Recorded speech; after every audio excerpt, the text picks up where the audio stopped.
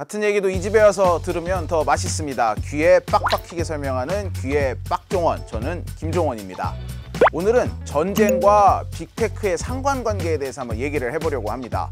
이스라엘이 지금 이 팔레스타인 가자 지구 쪽에 지상군 투입을 앞두고 있습니다. 지상군을 투입하기 전에 이스라엘이 먼저 한 게 구글에 전화를 해서 이 가자 지구 쪽 구글 지도 서비스를 끊어달라는 요청을 하는 거였어요. 이 이유가 뭐냐 하면은 탱크니 장갑차니 막 병력이 이동을 하다 보면 당연히 도로가 막히겠죠. 근데 구글 지도에 이게 다 표시가 된단 말이에요. 기습에 당할 위험이 높아지다 보니까 구글 지도를 끊어달라는 요청을 먼저 한 겁니다. 구글은 이 요청을 받아들였고요. 그래서 현재 이 가자 지구 쪽에서 실시간 교통 정보는 전혀 반영이 되지 않고 있는 상황입니다. 빅테크의 이 실제 전쟁에서 미치는 영향력이 확인이 된 셈인 거죠.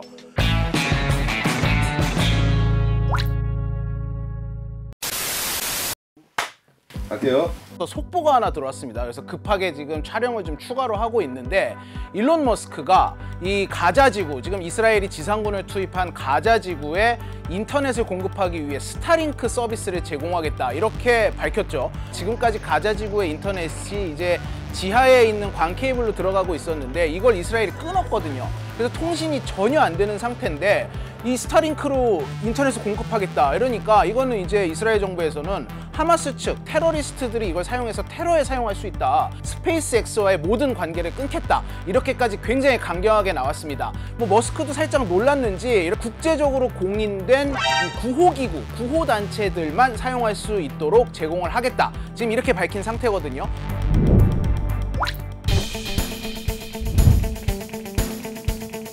자, 다시 돌아가서 세계 내비게이션 시장의 80%를 구글 맵이 차지하고 있어요. 전 세계 90%의 나라가 구글과 애플의 맵을 사용하고 있는 겁니다. 그래서 뭐 우리나라가 갈라파고스다 이런 얘기도 나오는데, 이게 일단 사용자가 너무 많다 보니까 전 세계에서 모이는 빅데이터로 실시간으로 정확한 교통 정보를 볼 수 있죠. 구글 어스는 우리나라에서 앱으로 아직 다운을 받을 수가 없습니다. 하지만 이거를 웹상에서는 그대로 다 사용을 할 수 있어요. 이 구글 어스의 특징이 있습니다. 뭐냐 하면, 하나, 둘, 셋, 야! 자, 잠시 설명을 드리기 위해서 스튜디오 이동을 했습니다. 자, 여기 보이시는 게 구글 어스 지도입니다. 이 3D로 구형을 그대로 구현했기 때문에 세계에서 가장 정확한 지도다라는 평을 받기도 하는데, 굉장히 고화질로 다 볼 수가 있습니다. 이 세계에서 가장 비밀스러운 곳 중에 하나로 꼽히는 평양, 그 평양에서도 이 뭐 김일성과 김정일의 묘가 있는 금수산 태양궁 역시도 이렇게 전부 다 볼 수가 있고, 확대를 하면 몇 명인지까지 확인을 할 수가 있습니다. 그런데 예외인 나라가 있습니다. 바로 이스라엘입니다.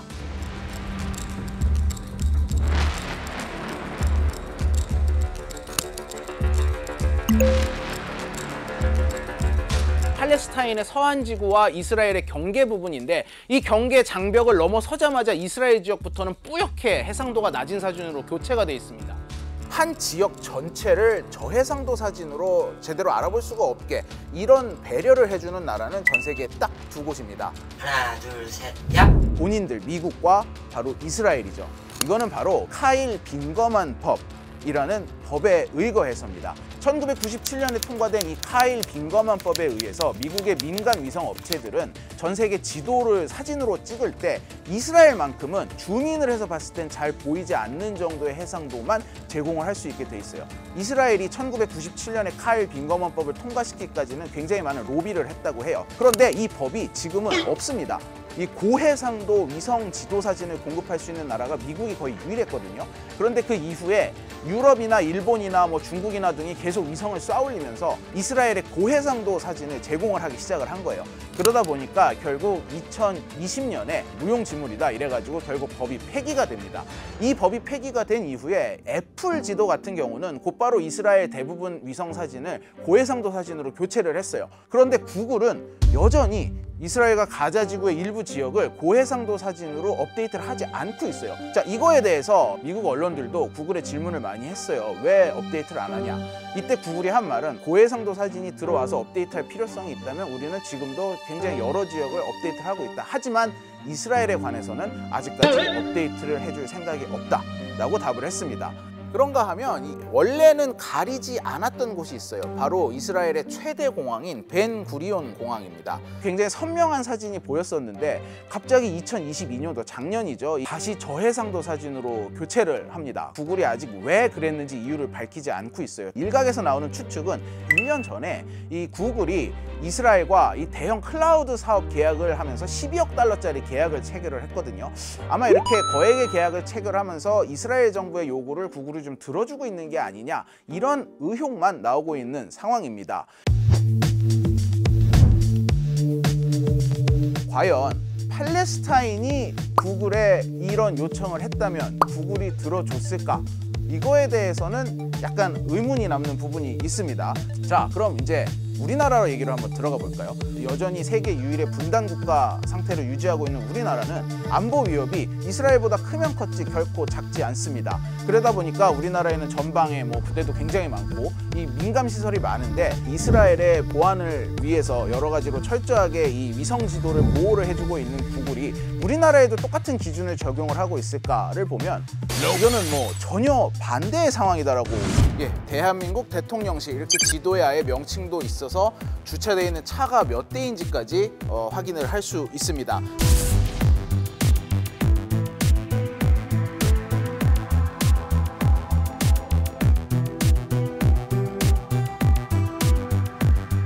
대통령실이나 국정원 같은 경우 보안시설이라고는 하지만 어느 정도 외부에 노출이 돼 있는 관공서 개념도 있는데 군부대는 좀 얘기가 다르죠. 그런데 이 구글 어스에서는 이 민감한 군부대의 정보도 고스란히 노출이 돼 있습니다.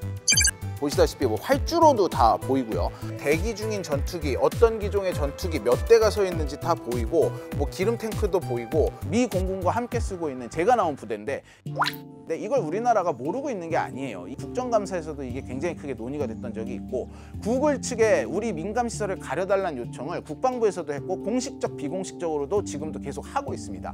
하지만 구글 측에서는 전 세계 사용자들에게 이 가장 투명한 정보를 제공해야 된다, 이런 이유로 계속해서 이 요청을 받아들여주지를 않고 있어요. 이 정도면 민간 기업이 아니라 미국에서 운영한다고 생각해도 되는 거 아니에요? 사실 이스라엘을 이렇게 가려준 거는 이거는 미국의 정책 때문인 면이 강합니다. 모든 서비스건 군사작전이건 전부 데이터 중심으로 이루어지고 있으니까 일반적으로는 안 들어줬을 텐데 이스라엘이 요구했기 때문에 받아줄 수밖에 없었어요.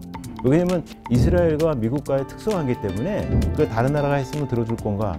저는 안 해줄 거라고 생각해요. 우리나라는 미국과 혈맹이지만 이것과 비교해 봤을 땐 IM 서운 약간 이런 느낌이 들기도 합니다.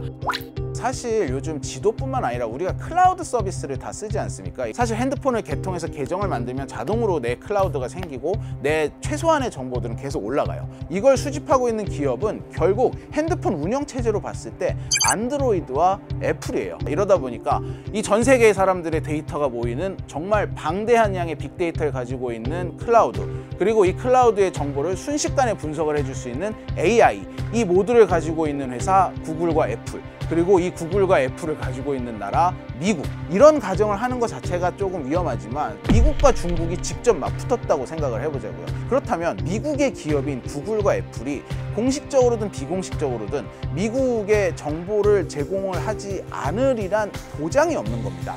이렇다면은 사실 군사력, 무기 체제를 뛰어넘어서 정보전 자체에서 감당할 수 있는 나라가 있을까? 전문가들은 이런 부분에 있어서 미국의 소프트 파워를 이길 수 있는 나라는 없다라고 보고 있습니다. 이스라엘 하마스 전쟁을 보면 방공 시스템이 뚫렸잖아요.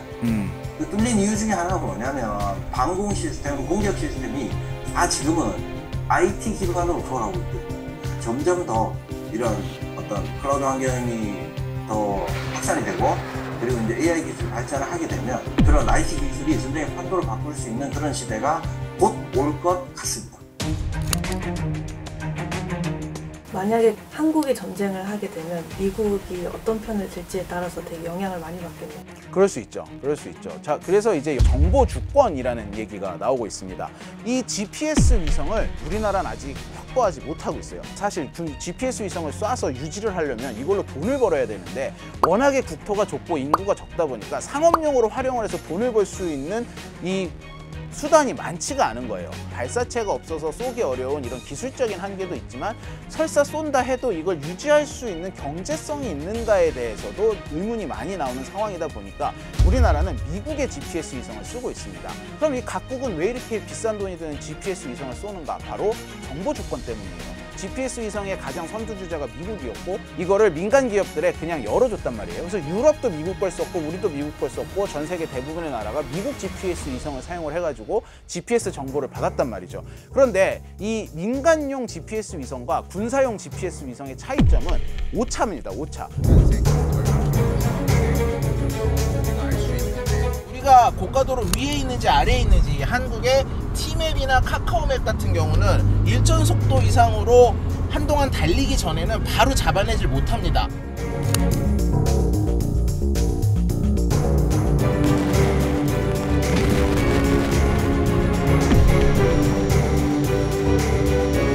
이러다 보니까 중국 같은 경우 미국과 대척점에 서면서 당연히 GPS 위성을 쐈고 유럽도 미국과 우방이지만 역시 이 정보 독립을 위해서 GPS 위성을 쐈고요. 미국과 합동작전 수행을 하는 게 우리의 군사작전의 기본이기 때문에 지금 미국 위성을 같이 쓰고 있는 판에 굳이 우리 걸 쏠 필요가 있을까? 이런 의문이 계속 나오는 거죠. 그런데 여기 변수가 하나 있습니다. 만약 트럼프가 등장을 한다면?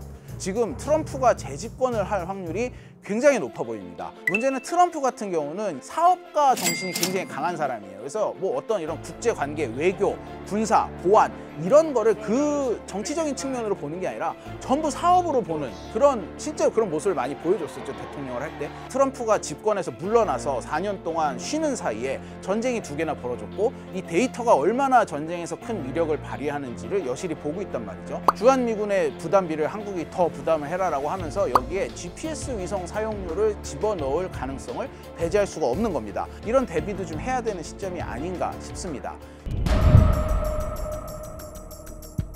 미국이 유일하게 특혜를 해주는 나라 이스라엘이 반대하는 행동을 머스크가 지금 하겠다고 돌발 행동을 한 거예요. 그런데 이미 미국은 지금 머스크에게 굉장히 화가 나 있는 상태예요. 이 비슷한 일이 이 우크라이나와 러시아 전쟁에서도 한번 벌어졌기 때문입니다.